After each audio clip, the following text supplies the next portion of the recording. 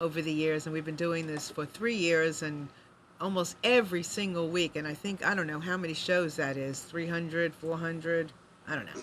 A lot of shows. Anyway, Lots of them. lots of shows. And, we want very much to make a difference with every show that we bring to the stage, to the internet, every single one of them. We want to, just learn something from, myself included, everything, to share something, to understand people, understand myself, whatever it is. And, sometimes we have a show that we decide that we want to do another one of. We want to do it again because we know that it can make a huge difference and will make a huge difference to people listening. And today is one of those shows, and we were just talking about it before we went live, that, we have had maybe 6 of them. And they're all great, but sometimes we know the population out here can really, fare well to hear the information again and again and again. So I want very much to introduce my next guest to you. He's fabulous. He's been on before. It's a subject that is near and dear to many of us, but not just because it's ADHD and a lot of people have it, a lot of kids have it. It's because of the lessons learned with somebody with ADHD that we all can learn from. Every single lesson is something that we all can fare well with. So with that, I want to welcome Dan Galloway once again to the Breaking Free Show. Hey, Dan, how you doing? Great, how are you? I'm good. I'm good. The last time you were with us, you were in a motel room because you were speaking somewhere, and now you're in your Yes. own home, right? Yes, I can do whatever I want today. I've got everything, all my toys, everything. I got the drumsticks. Wow. I have all the visuals, and this is going to be a good time today. Good. So Dan's got a great sense of humor, and he's a perfect messenger to be able to talk about ADHD and what it's about, how to live with it, and the creative energy part of ADHD, which I'm always fascinated with because I think a lot of us have that, and we can learn from each other and learn from Dan and how he handles it because that's one of his things. So Dan, tell everybody about you. Okay, and I will do that. And before I forget to tell you, I'm in a very noisy neighborhood when something important needs to happen. In other words, when I need to make a phone call or like this kind of thing, you will more than likely hear the UPS truck will probably come around the corner and go, because it always does that, it always breaks. You'll hear dogs all over the place. Hopefully we won't hear landscapers. I'm just letting you know that's the only negative with me doing this at home, or the only, I should say, challenge. I really don't like to use the word negative, but just wanted to warn you that if it Okay. becomes crazy, just thought I'd let you know. I think we can tell the difference between you and a horn, but go ahead. Okay, but about me. Okay, I'll do my best here. Let's see here. To make a long story short, I was raised in Chicago, born in Canada actually, adopted, raised in Chicago. I've had ADHD my whole life. It wasn't like when I was 35, all of a sudden I was distracted by a squirrel or something and thought maybe I should get on some medication. I mean, and I'm not saying that people who don't realize it at 35 don't have ADHD, but I do think that it's kind of trendy right now to have ADHD. I mean, and again, I'm not saying that you don't have it, but excuse me, I may do this every so often too, adjusting my headphones here. But I have the real deal, and I went off to college, and my wife and I met at that point, she was a friend, fiance, marriage. We know how this goes, right? It'll be 30 years this December, actually. She's the most patient woman in the world. There's no way any other woman would put up with me. She truly is the most patient woman in the world. I have 2 kids that I adore. I love them, and they know it because I let them know all the time. The positive reinforcement, I think, is important. Whether you have a child who has ADHD or not, I think we all realize the importance of that. My wife and I moved to Orlando, Florida after we graduated from college, and I worked at SeaWorld as a recruiter, which was a lot of fun. Right about now, if I had a live crowd, I mean, if I had the crowd in front of me right now, someone would say, did I hire the animals? No, the animals were already there. I hired humans, ticket takers, engineers, and all that stuff. So that was a lot of fun. But looking back, I'll tell you that I don't know how I did that. And I know that I would not want to be a recruiter again because I had to sit down all day long. And I guess I was just accepting this is my life. I just need to have a job where I sit down. And now that I'm up and about and always doing, with other with humans in front of a crowd, and I'm the human in front of the other humans, and we're having a good time, I can't imagine going back to that kind of a job. But SeaWorld's a great place to work. If you want to go to SeaWorld, go for it. But anyway, it's just something that I've learned how important it is for me to be active. Like even now, I'm standing up. I'm not sitting down doing this interview. I'm standing up. Okay, so speeding it up, my wife and I eventually found Orlando to be a nice place to visit as opposed to live there. Again, great place to visit. But we lived there for 14 years. And so we had visited for that long, so we thought it was time. We moved up to Raleigh, North Carolina in 1999. That's where we are now. I am self-employed. I do speaking on ADHD, also career development, career transition type of work. So if you're laid off, maybe you may come to a class, because I also work a little bit with an outplacement firm and do that. That really is that's my love, training people, motivating them, inspiring them, engaging them. And these are all gifts that I attribute to ADHD. One time I had someone say to me, "Where'd you get your training?" I didn't. I mean, it was just a kind of a natural thing. And if you really dig into the, whether it's on the internet or go to a bookstore, are there still bookstores? Wait a minute. We still have libraries, right? Because everything's on the internet. Yeah. Anyway, wherever you go for your research, if you read about ADHD, you'll find words. Well, pretty much all the words I've already used to describe my style, the way that I am when I work, and also that translates into how I am at home as well. I mean, it's just I'm genuine. I'm the real deal. I'm not. There's not some hidden message. I don't have some hidden agenda. It's just this is how I am, and that is definitely one of the traits too of ADHD. Is we're very real. We're very genuine. And I actually think that can scare some people, but that's probably something else I can answer later. Can I interrupt you a minute? I think that's very interesting. And well, first of all, let me say Dan is a great guest. We've had a lot of guests on, and they're all great. And I would say that Dan has mastered.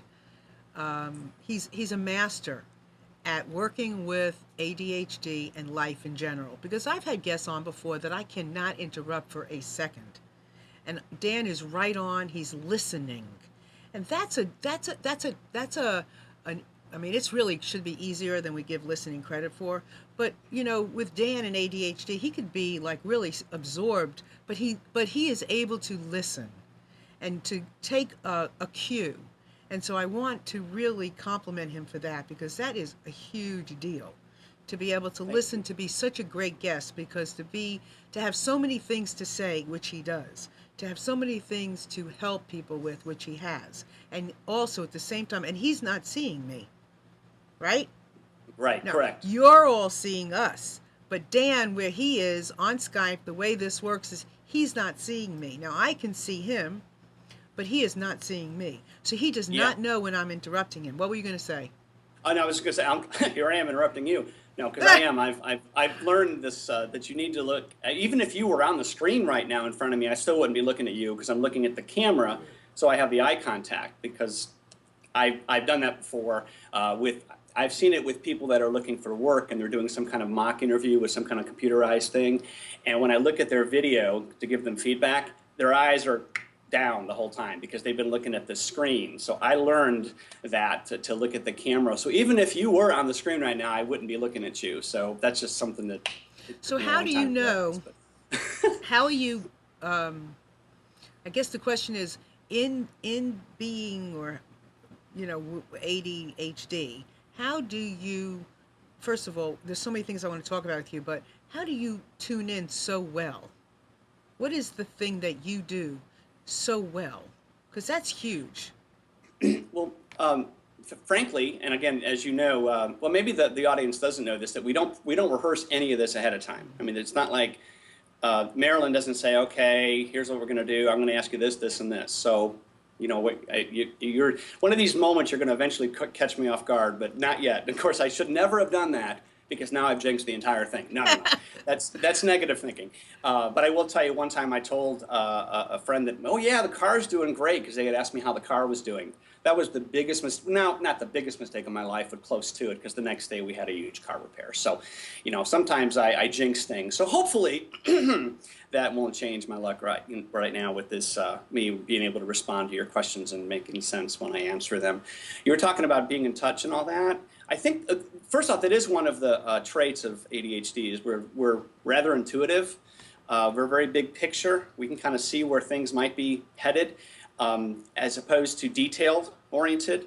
I do detail. I do it, but I'd rather you take me up in an airplane, blindfolded, handcuffed, and throw me out with no parachute than to have to deal with a lot of detail.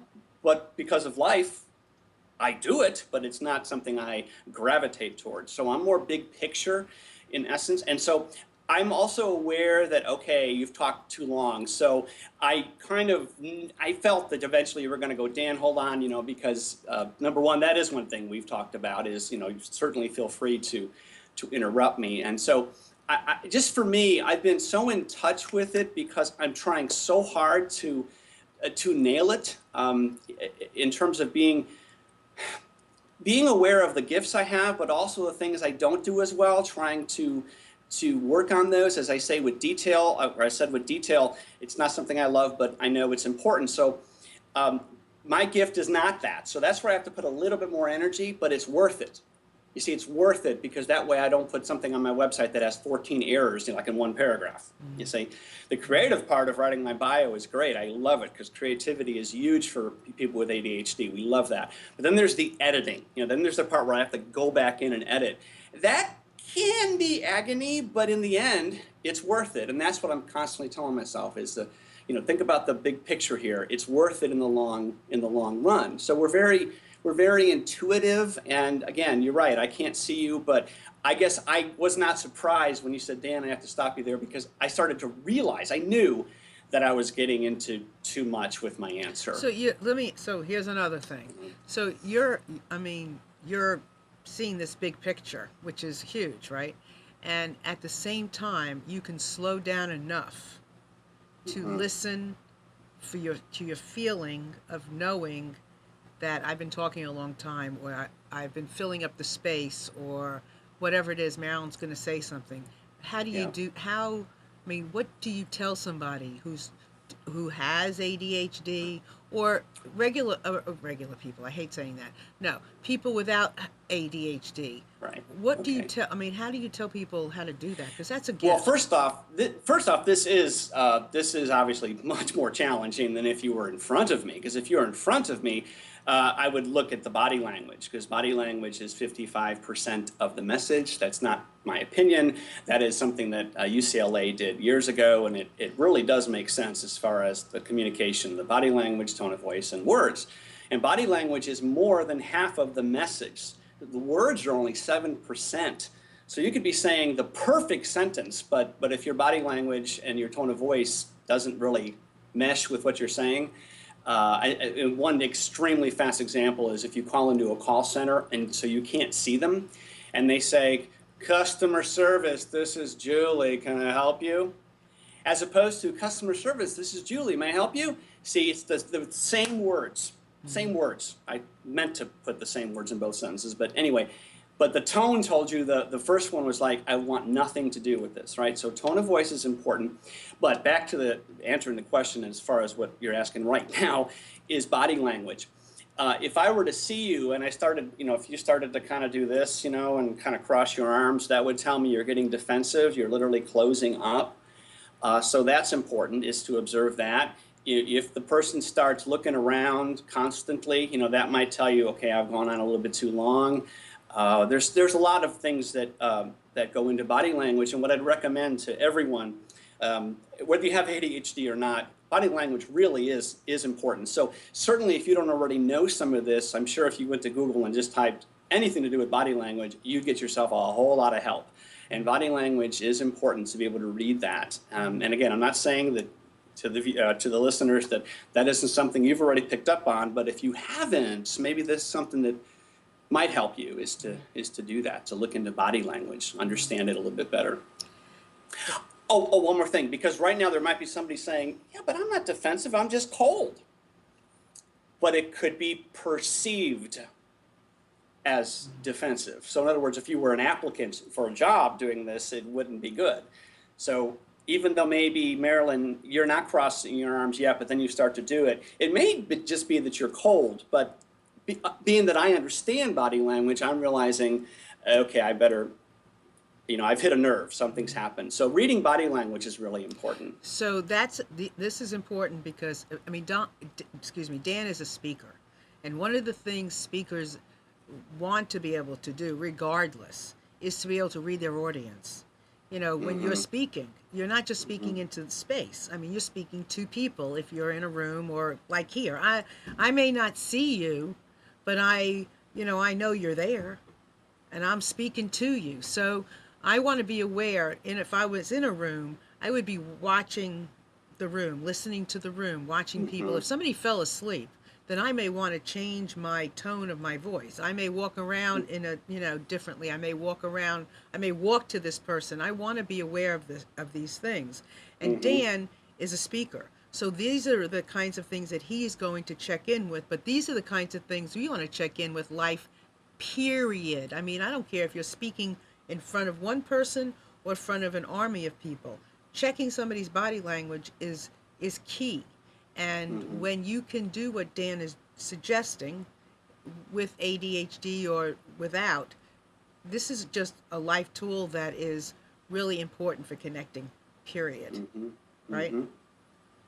Yep. So Dan, take us a little bit. I know you were here a couple of months ago, and we talked a lot about, ADHD in all different forms. But I'd like to know, since you were here, what has changed for you? I mean, and we can always go back to, defining this, defining that, but I'd love to know more about you, because you really are an example of living your work, living your life, trying things out, figuring out what's working.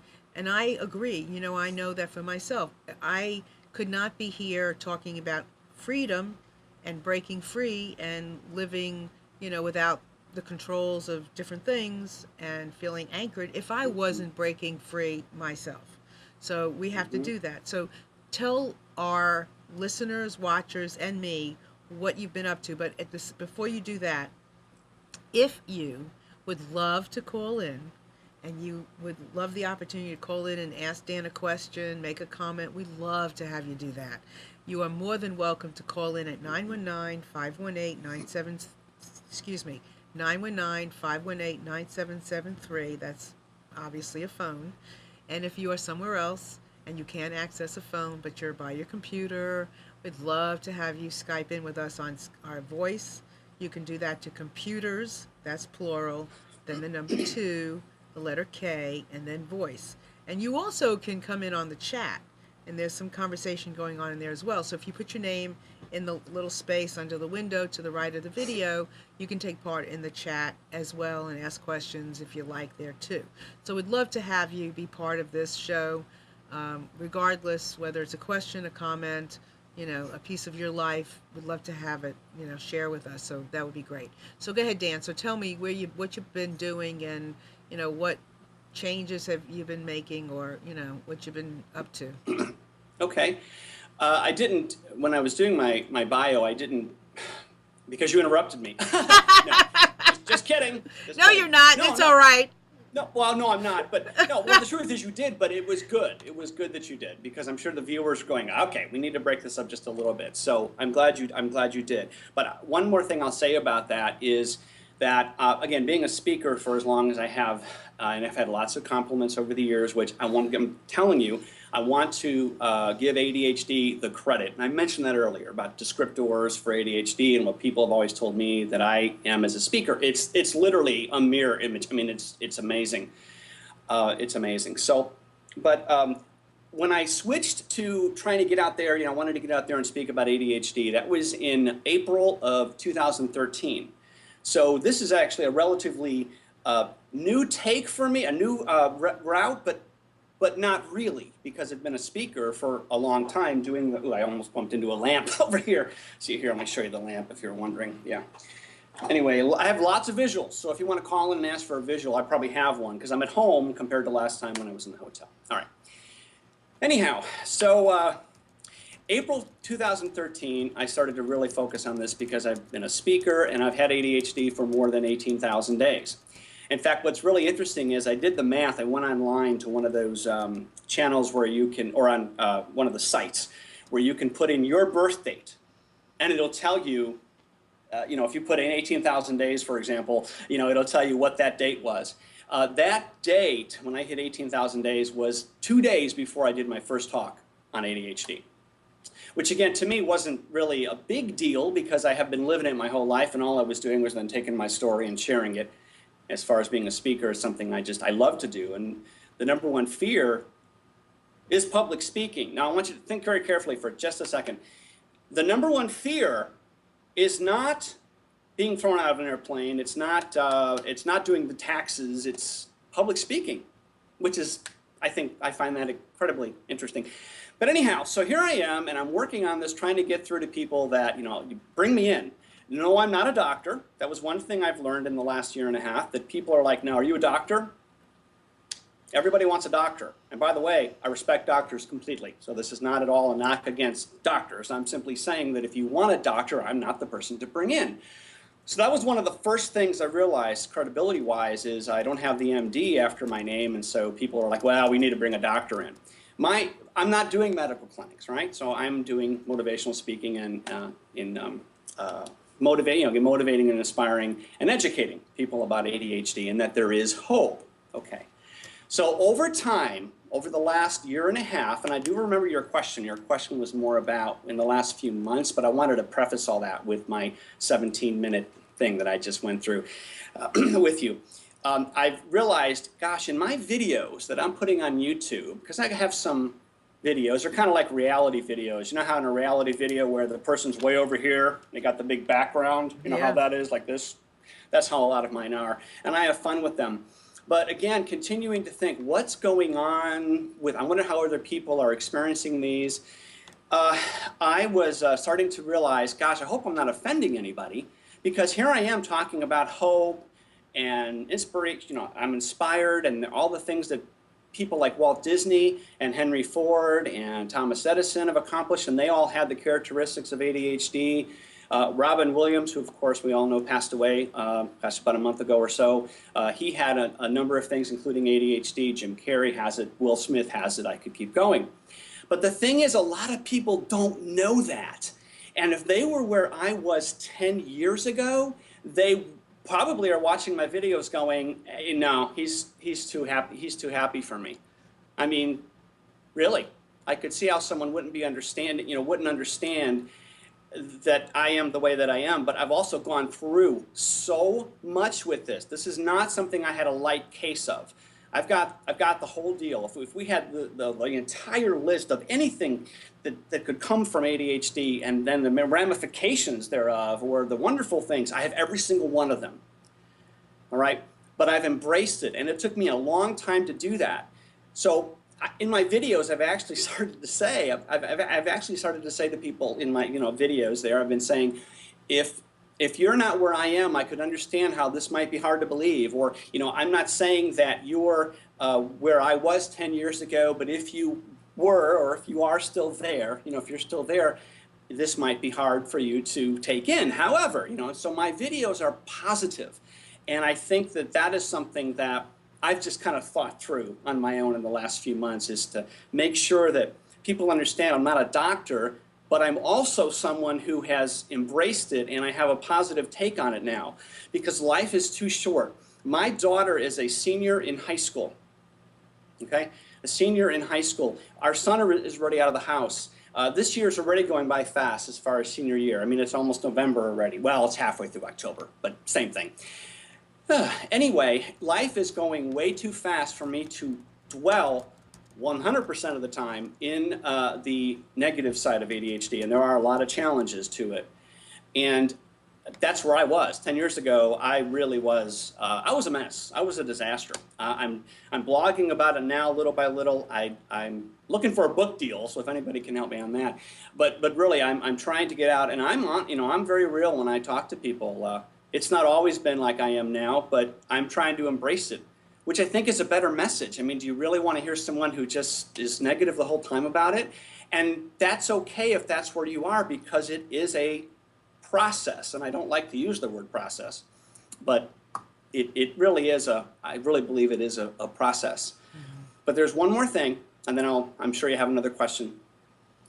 In the last just a couple months here, I've realized the, uh, the magnitude to how people really don't understand ADHD, because all they hear is the negative. I mean, let's face it, news programs are not going to be sitting there going, let's go to a story now where we talk about somebody who's got creativity, enthusiasm, and spontaneous. Bill, take it over. You know, they're not doing that. It's all about controversy and Ritalin, and that's all it's about, okay? About, I don't know, 6-7 weeks ago, I went into the YMCA.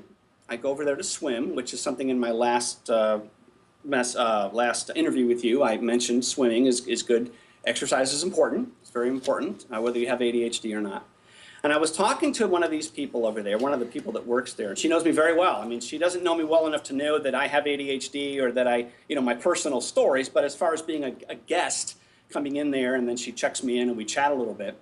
When I told her, yeah, I've started shifting my speaking to more on ADHD, she was like, why would you do that? And I said, well, I've had it my whole life, and I'm trying to. She had no clue, none. She's like, you do not have ADHD, because all she's heard is the negative stuff, and she was seeing me as an upbeat, enthusiastic, engaging person, which again, I attribute these things to ADHD, and look it up. You'll see these words all over the place when you connect it to ADHD. She was just floored. And things like this, these little aha moments, or maybe we call them an aha ADHD. Well, no, there's too many A's and H's if we do that. That would be a little much. But it was an aha moment, one of many for me that, wow. People just, that's all they hear is the negative. Well, Dan, so it's interesting. It was just really interesting to see that happen. Yeah, so. I want to interrupt you because there are some things I want to ask you from people in the chat, plus just myself. So, just one of the things I want to comment about is I think a lot of the ADHD negative connotation comes from children. Mm-hmm. That we look at children with ADHD and we think of behavior issues. That's true. And I think we associate adults with the children. So do you agree with that, right? Yeah. Okay, yeah, because you're imagining the kid jumping all over the place, and so automatically you're like, yeah, but Dan, you're not jumping all over the place. Right, or maybe you do, Yeah. So, I do. But, or maybe you do, or your behavior, kids with ADHD get into trouble, or they, go ahead. Right, well, I was just going to say, but see, at the Y, she's not seeing me jumping all over the place. Right. So she's seeing the enthusiasm connect that had something to do with ADHD. Right. But when you talk to people about ADHD, as far as adults talking to another adult, adults are generally, man, I can only talk for myself, so maybe this is just me, but I would associate looking at an adult and saying, oh, they must do, if I wasn't educated, which I would like to think I am now, especially because I've met Dan, but knowing children, I would say, and I taught special ed, so they're going to be like jumping off the walls, and they're going to be misbehaving, and they say inappropriate things, and they do all of these things. Well, he must be doing them too. But, that's, I think, some of the ADHD container. The next thing is I have some questions, so if you could answer them maybe a little quicker, that would be great. So we need 4 hours. I know. Well, that's why we do another show. So question number 1 is there a learning disability associated with ADHD? Is that a common piece of it, or is it, or everybody or some people with ADHD don't have a learning disability? Now, keep in mind, I'm not a doctor. I didn't go to school for 19 years. I know, but you're smart with this, and so you don't have to be a doctor to be smart at something. Right. Okay, so I got to keep it down to an hour answer. Okay. Yeah, I know when I was growing up, reading was it was pretty much impossible for me, and I know over the years, you do get kind of labeled as it being a disability. Again, just in my experience, it was purely more of an inattentive and being able to sit still. I do take Adderall now. I take it just in the morning. I don't take it for the whole day. Somebody might argue either way on that as far as what you should do with it, but I take it in the morning. Because I'm doing more detail stuff in the morning, and then in the afternoon I do things like this, and I don't necessarily need to be sitting still, So anyhow, Again, not being a doctor, I'm not, it's something that you should definitely talk to a doctor about. And anything that you read about with ADHD, anything you read about it, it'll say there's so many things that crisscross. There's autism, there's, I think even Asperger's is in there, learning disabilities, depression. You know, sometimes people are distracted because they have depression and it has nothing to do with ADHD. Sometimes it's just anxiety. Sometimes it's all of it wrapped in one. So again, I think that that definitely would probably be a perception, for sure, perception that people have, is that he just has a learning disability because he's, you know, he's not able to read and, you know, to sit still long enough and read. But again, not being a doctor, I don't want to be the one to say that there's definitely something in there. But I do think perception-wise it is. And I want to give you a website address that is probably, and there's a lot of great websites. This thing covers practically everything. I mean, I look through this thinking, okay, they're certainly not going to have something about this, and they will. There'll be something in there about whatever it is you can think about with ADHD. Like, for example, ADHD in women, you know, things like that, things that you might want to read about. And it is literally, of course, www, but then it's attitude, MAG, as in magazine, but just abbreviated. So it's attitudemag.com. And what they do on the site is, because attitude starts with ADD, when you go to the site, you'll see that ADD is bigger, you know, those three letters are bigger than it's attitude, you know, so it's attitude, MAG, as in magazine.com. And I just want whoever it is that wants to know the answer to all kinds of, pretty much everything about ADHD, that is a phenomenal website. Phenomenal. And no, this isn't something, I'm not getting a kickback. I'm not even in there yet. I'm going to try to get my stuff in there, blogs and videos. But at this point, I've been working on so many other things. I haven't gotten to where I'm contacting them. But I'd like to be a part of that website. But no, there's no kickback, nothing. I mean, this is just a website I've come across, and I want you to know that it's, Thanks. Thanks. You know, it's a great one. And what we always do after shows is we take all the show notes and things that, like, our guests like this would say, and we post them in the show notes, and then they'll be on the MarilynShannon.com website. So, you know, if you're listening and, you know, you don't worry about writing everything down. We're going to help you take care of that. Yeah, and in fact, Marilyn, before I forget to say this, on that website, because what I've done is I have the website on the screen, is what I've done, because I knew I was going to at some point allude to this. And I just want you to know that on the top menu bar, there actually is a school and learning disabilities main bar, and then you drop down and it's got all kinds of goodies, including working with schools, social skills at school for teachers only, etc. It's just a really great site. You know, and I also think part of it is, and somebody was, Michelle is talking about the education system. We you know, so often I've heard we teach to the test. And we teach certain ways, but we don't always teach creatively as much as teachers would like to. You know, it's more about, you know, certain structure as opposed to the imagination and being creative. So Absolutely. I think sometimes that's you know, it's a deficit for an individual who really is a creative learner and creatively expresses themselves. It's different. Okay, one of the next really important questions is food. Do you watch a certain type of diet to help you, to support you? Do you suggest a certain type of diet? Basically, don't eat, and everything will be just fine. No, really, it's like any other diet. You know, sometimes you see the list is so long, you're like, gosh, well, what can I eat? Really, with people with ADHD, like myself, sugar is the main culprit. And that is something I still struggle with. Every day it's very tempting, and I usually lose this battle, is to get a sweet tea. And I don't just get a little sweet tea. I mean, I get a ginormous sweet tea. The days that I didn't have a sweet tea, and specifically today I decided not to, I actually feel more centered. And this might not look like it on the screen, but I know how I'm feeling, you know, inside. So sweets, anything with sugar in it is just is not good. If you can cut back on any of that. But I mean, it's like any other diet. When you look at what you shouldn't eat and what you should, it just seems like it wouldn't be much fun. But I definitely feel the difference. when I have, like, if I have 19 Oreo cookies, you know how you take the entire row and then you break halfway through the next row? I'm in trouble. The rest of the day, I'm very jittery. I mean, I mean, which I think everyone would have to some degree.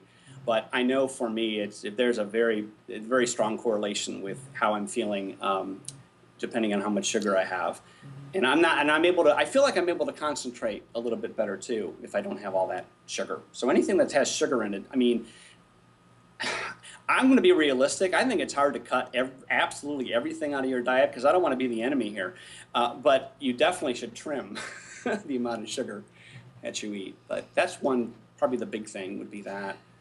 So. Yeah, and again, I want to say, I'm a big proponent of emotions and listening to how we feel, and I believe emotions can and do get in the way of a lot of things. Our fear and all of that's part of why we do this show, is breaking free from the fear.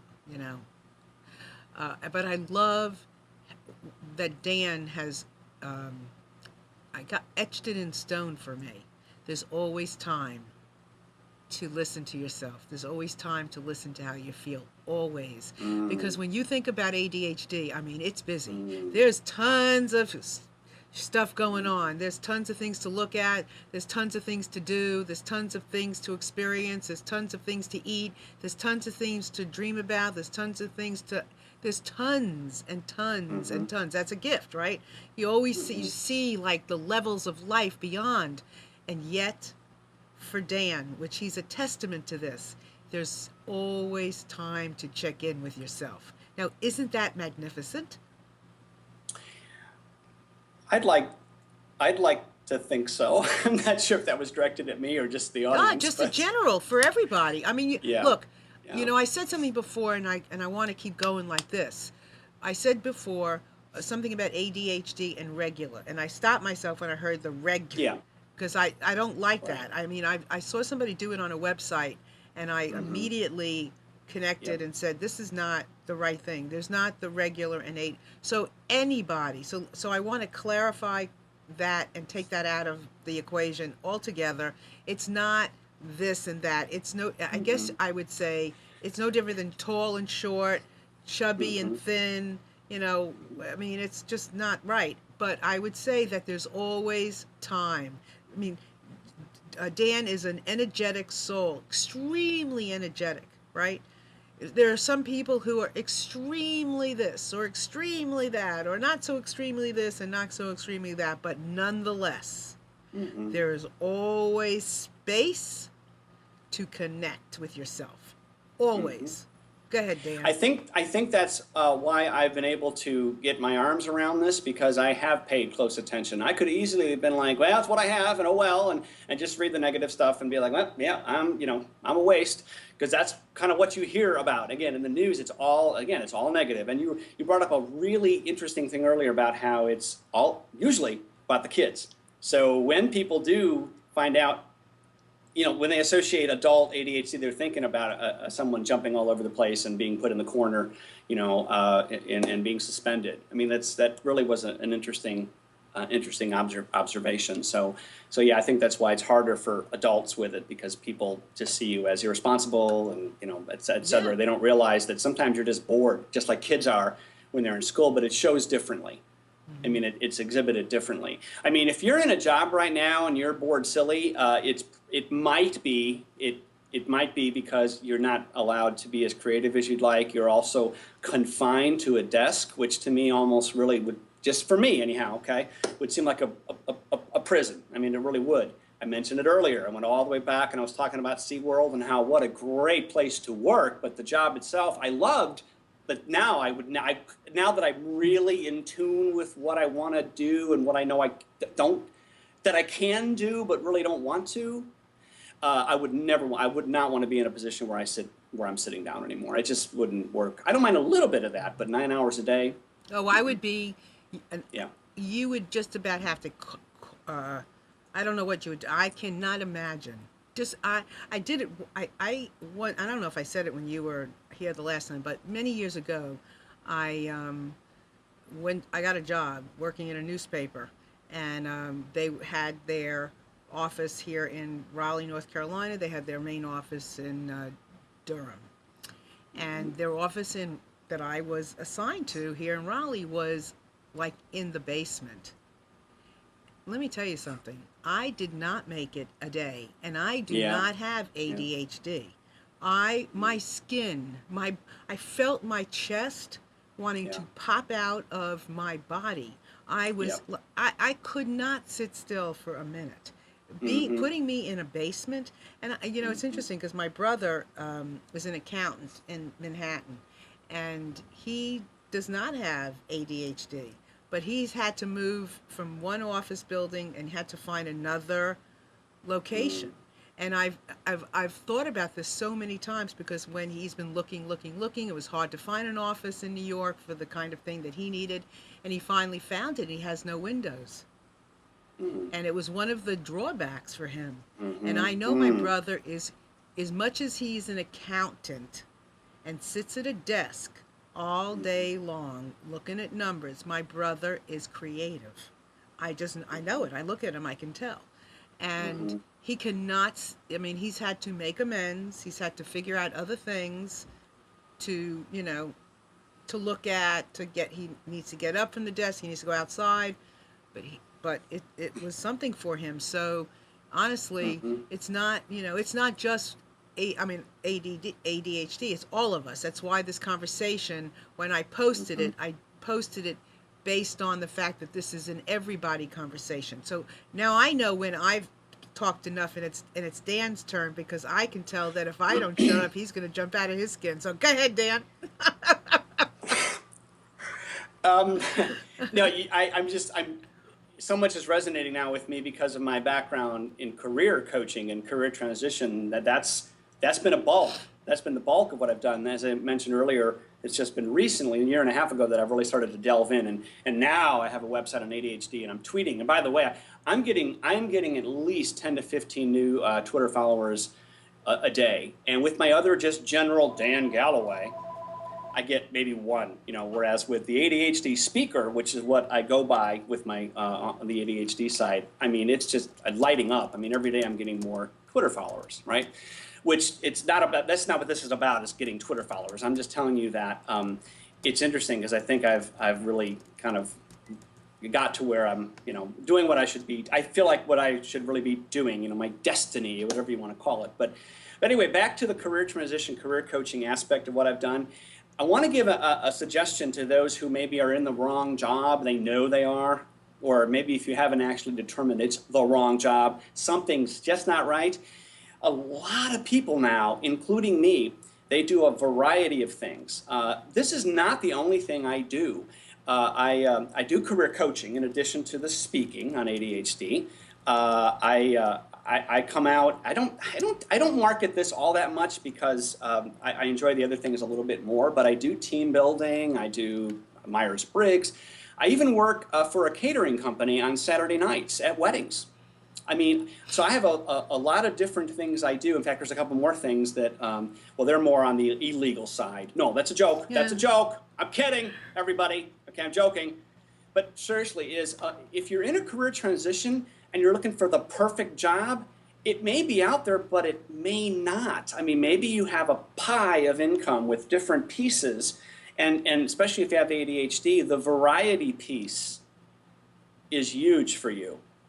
It is. I mean, I know for me it is. We get bored easy, and it's good to have variety. So that's just a little, you didn't even ask about it, but I picked that up when you were talking about, you said Yeah. your brother, right? Your brother? Yeah. Yeah. But you know what, Yeah. though? That is a typical recipe for an entrepreneur. Entrepreneurs love variety. They love variety. So it's like this show is for permission. So I want to ask you another question. Grounding. How do I know you swim, you have a family, but what do you do? Do you meditate? Do you play music? What do you do to relax, to ground, to Okay. get your thoughts together, to be this thoughtful? How do you do it? Well, I'm going to tell you one of the gifts, which I know I've mentioned today and the last time I was on the show, and if you have me back, I'll mention it again, is creativity. And when I can get to where I can just sit down and be creative, whether it's my website or this or that or editing a video, which I love the editing of my videos. I love that part because I fade things in and I fade things out and I have things fade. I love that. So there's a situation where I'm not really just resting necessarily, just laying there, but I am resting because I'm in a zone that I just love. I love to use creativity. People that know me or think they know me see me as just enthusiastic and you can't sit down. Actually, I can sit down if it has to do with creativity. So it's interesting. I have mentioned exercise tonight. Monday nights, I play basketball with some friends. I look forward to that very, very much. The exercise feels great. But, and again, this is just the more I get in tune with this, I really love it when I can just get to where I can sit down and edit my videos and maybe write a post for my blog because it's creativity. So it's interesting because the thing I do to ground myself is actually getting to where I can do the things I really want to do, being ADHD, as opposed to things I really don't want to have to deal with, like making a call to the life insurance company or, having to go pay a bill or, all that stuff that I do but I don't want to. That's what gets me stressed. That's but to very, sit down. yeah, and I think that's very interesting because you're saying that, and I can say the same thing similar about myself as well. Like the thing that really soothes me is when I'm able to at night, when I know the phones are not going to be ringing and I can't call anybody, is to do the things that I can't do during the day. And it's work related, but it's posting, maybe it's creating something, maybe it's thinking about my creating something. I mean, I get juiced over that. So I think it's really important. But and I want to mention again, if anybody wants to call in, 919-518-9773 or computers 2, then that's the number 2, K Voice on Skype. So, boy, this time is flying by. Yes, and because I am focusing on the camera, I don't even know what time it is. Yeah, so I'm just we have 10 minutes to go, but there's a good question or something good that I've noticed in the chat and I want to talk to you about. And it's, you said you're a jack of all trades. What did you say? How did you term yourself? Did you say you were a jack of all trades or not? You're yes. Yeah, talking to me. You. Oh, see, because again, I can't see you. Yeah. I didn't know if you were clarifying something with the caller. Yeah, I am in a minute. But you are a jack of all trades. Not all trades. Okay, no, definitely not. See, because I could not do an accounting job. You see. Okay, that's okay. But I have various things I do to survive, and I like variety. And so, as opposed to one job, which, by the way, if it was the right job, I think that'd be great if I could have just the one job, steady paycheck, But I like to do different things for variety's sake. Because, it's interesting because somebody I think it's Michelle or somebody brought up about some kind of relationship or the difference between being what they call a general practitioner, being like, knowing a little bit about a lot of things as opposed to being the expert. Which I think is an interesting conversation because I often will say, I too know a little bit about a lot of things. I don't, maybe I feel like I'm an expert in emotion, but that doesn't mean somebody else isn't. I usually everybody can be an expert. So what do you think about that, Dan? What's the relationship for you between being a GP as opposed to an expert? So you're saying a general, just like a knowing about a lot of different things, and I think you really are your experience in ADHD does constitute you being an expert in your life. You are because I've really wanted to do it. I'm wanting to do it right. Yes, and yes. you are the expert of your life. So I don't even know if there's a question there other than just a discussion. I'm just curious about your point of view. So you're saying me in general, just, do I see myself as I mean, certainly there's I have lots of interests. I can vacuum a car pretty good. I do a pretty good job of vacuuming the car if I can get to that. Of course, I get distracted. Hold on, don't leave, okay? Hold on. Okay, which by the way, how do these things get to where they're tangled when you put them down perfectly? I've never, because I have to use this to get out to the car. Can anybody call in and explain how this thing gets so screwed up? Anyway, So I do. I like to vacuum. I like to vacuum. I like to. Aha! I also like to rearrange the living room constantly, or the bedroom.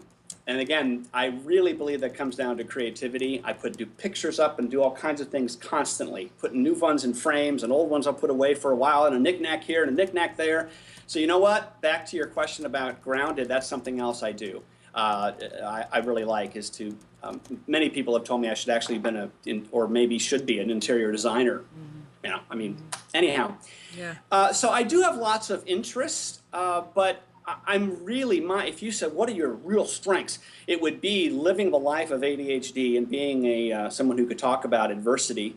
I've saved you all so much grief as far as what I could go into, but also perseverance and perspective. And that stuff also ties into my other love, which is the career transition work I've done. So ideally, I should probably be an ADHD career coach, probably, because that would be the incredible marriage of the two. Well, maybe that, maybe that does help kind of hone it in a little bit for you. It doesn't have to be that is, maybe I should be, it's one of the things, because like me, like you, like a lot of people listening and watching, we don't do one thing. We do several things, but they're connected. Yes, yeah, usually there's some kind, you might have to have something in your pie of income that maybe you really don't want to do, because I certainly have things in order, of what I really like to do and what I don't want to do as much, but I'll do it. Just like life in general. But yeah, again, if you're in a job and you're bored out of your mind, it may be because there's not as much variety. And on top of that, if you're also having to sit down all the time, if you don't know this, because some people I do think just kind of go to work, pay the bills, come home, watch TV, go home. And honestly, that's fine. However, I think it can be even finer. In other words, I really think that, try to get into your mind. If there's something you really want to do, make some change, whether it's a career change or being self-employed or whatever it might be, I'd go for it. Just my belief is that you live one time. That's just my belief. Everyone might have a different belief, but that's mine. Well, I don't know. We don't know, right? Yeah, we don't know. So look, I want to interrupt you because we're getting into that dark time where we are almost going to have to say goodbye. But before we get into some more things, I want to make sure that you tell people where they can find you and all of that kind of stuff. And also, I want to thank you for your honesty, because you say things that a lot of us, all of us, admire you for saying. And I do, for one, because you're so honest and you're living your journey, and and you do have, this turn, that turn, this street, that street, this hill, this mountain, and we all do. But you're out here talking about it in a really great, positive way, and thank you.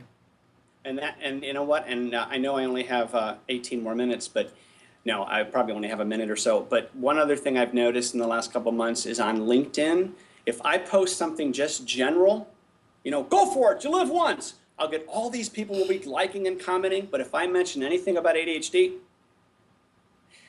nothing. And this actually has been a little bit of an experiment. And I've realized LinkedIn is just not the place for it. It isn't. Whereas on Twitter, all these people are like, oh, wow, you talk about ADHD. So it's interesting how many people still, it's a negative stigma. I'll bet you anything, even though I don't have any money, and I really don't have any money, but I'd bet you anything, it's just an expression, that if these people on LinkedIn knew that Disney had it and Henry Ford, and all that, they would be commenting all day long on it. But again, people don't understand. Well, it's not, and they don't want to. And again, some people. And they don't want to open up. No, they don't want to see themselves. But you know what? Twitter is an ADHD platform.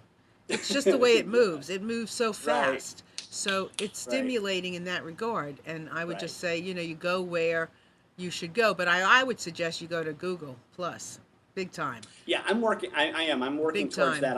I had to build. You know what? The last time I was on the show, I think I had 4 Twitter followers. Now I have 470 something, and that's only been a couple months. Yeah, that's great. So that's kind of big. It's somewhere along the way. I am making a difference, and you know what? Honestly, it's not on LinkedIn, or it is on LinkedIn, but people just don't. Well, want to they won't tell you. know. It's like here. Amnon will always say, shows when people are really listening, or there's something really. Sometimes they don't call in, but you know. And I understand that. I do. Yeah, so tell I everybody understand. where they can get you. Okay, here we go. You ready? Yes. It's so simple. There's a great website. It's called About and then .me. It's about about.me. And then you do the slash, and then it's the ADHD speaker. That is a fabulous site that I recommend all of you anyone who's listening, look at it and consider putting a profile on there. That's another place where people are giving me all kinds of compliments, as opposed to LinkedIn. So I find that interesting. On About Me, they do that. But so it's about.me and then the slash, the ADHD speaker. There's no com in it. You know how usually there's a .com? It's just about.me / the ADHD speaker. Okay. The reason I want to give you that site is then if you go to the bottom of the profile, and please read it too, it's just some short paragraphs, about me, and then all my other links, all of them. I mean, Twitter, my website, everything is there. The last time when I was on the show, I gave you my website. I think this is a better way to do it because when you see this page, it gives you an overview, and then on the bottom, it's got all these links. And also, see yourself putting a page on there. It's a pretty cool platform. Okay. And so keep in mind that if you know anybody, speaking opportunities for Dan, this is a universal message. And the more we can embrace who we are, the better it's going to be for everybody. So in closing, Dan, I want to ask you very shortly, I know this is interesting, what does freedom mean to you? What does breaking free mean to you? It's funny you say the word freedom. I think that is what it does for me. If you've seen The Shawshank Redemption, which is my favorite movie of all time, you know how it ends. If you haven't seen it, watch it. It's a movie about hope. There's the whole concept of freedom in that movie.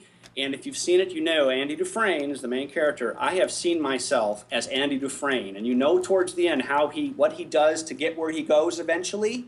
I'm not trying to give it away for anyone who's not seen it. I've seen me. That has kind of been, metaphorically, that has been me. Even though the movie is set in prison, and I'm not in prison. I haven't been in prison. I wouldn't last in prison. I would last about a minute. I'd be done. But you say the word freedom, and that's kind of how I see it. Is that word? Okay, so give me a picture. I haven't seen the picture. Tell me, what does freedom mean to you? Well, again, I don't know how many people have seen that movie, so I don't want to give it away. Right. But freedom means being able to be myself, and for those who understand it, great. For those who don't, then I could either choose to be bitter about that or I could educate them. And I'm to a point where I'm trying to educate people. I want to get people to go, oh, there is hope for my kids. Like if I were to do a speech in front of maybe some parent groups or something, I could get the parents to go, I did not know Disney had this. So maybe kids could start to get feedback from their parents that's the positive stuff, because the parents now understand it a little bit more. Right. The parents have hope. The kids get a little bit more positive That's the name of the game. feedback. That is the name of the game. Yeah, but it's not just children. I also want to be up in front of people adults that have ADHD. Right. So thank you once again, Dan, for being you and coming here and sharing all this, because I know every time I'm in your company, I come away with accepting myself more, and what better way than to experience breaking free than that? That is freedom. So I want to thank you so much for being here again and sharing. Thank you for having me. I really enjoy this. It's my pleasure. And I want to thank everybody out there, Amnon. Yes. You too. Thank you, everyone. Yes. Everybody that's been in the chat, and everybody listening and watching, and everyone that's watching this on YouTube eventually. Thank you very much for being here. Connect with us, please. Let us know what you think. Reply, send us a message, all that good stuff. Amnon, any final words? Check out out the About Me page. I just think that's important. Perfect. For them to see that. Perfect. Thank you all so much, and live your best life this week, and let us know what that's like. And with that, take care, have a great week, and we'll see you next week. Bye.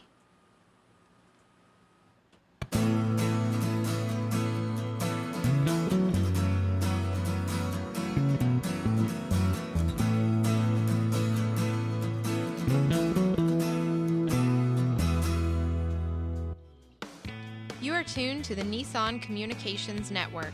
Our weekly lineup of call-in programs includes Computers 2K Now with Amnon Nissan, Health In with Debbie Bruck, Breaking Free with Marilyn Shannon, Lessons of Vietnam with NCVVI members, The Tanya Love Show, Your Healthy Pet with Gisela DiCarlo. And if you tuned in too late, you can always watch each program in its entirety or download an MP3 audio file of it at www.nissancommunications.com. Sponsored by Atomus.com, makers of quality video recorders and converters for professionals, CarolinaApparel.com, and DeltaForce.net.